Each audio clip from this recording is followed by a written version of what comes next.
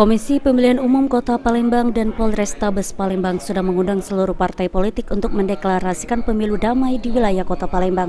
Saat ini KPU Kota Palembang sedang disibukkan untuk merangkai pemetaan pendirian TPS-TPS, khususnya di perbatasan Kota Palembang. Salah satunya di perbatasan antara Kelurahan Talang Putri, Kecamatan Pelaju, Palembang, dan Desa Sekedukan, Kecamatan Rambutan, Kabupaten Banyuasin.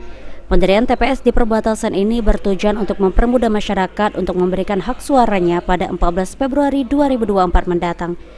Wilayah-wilayah perbatasan Kota Palembang ini menjadi prioritas karena dari pengalaman yang terjadi, wilayah tersebut rawan gangguan Kamtibmas. Perbatasan sekarang kan dalam proses ya pengkajian antara pemerintah. Tapi kalau kami di sektor penyelenggara perbatasan seperti Tegal Binangun dan yang lainnya Banyuasin, OI, itu untuk pemetaan sudah kami buat TPS alternatif.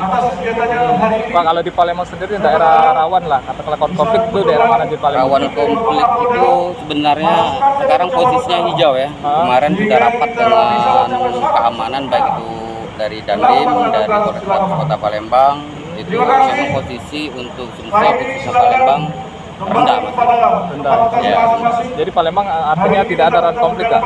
Kalau konflik itu mungkin ada ya mungkin di perbatasan dan wilayah yang memang susah terjangkau ke lokasi TPS. Nah, ini yang sudah kami petakan. Cuman itu yang sekarang lagi dipetakan. Kalau untuk rawan yang anarkis itu belum.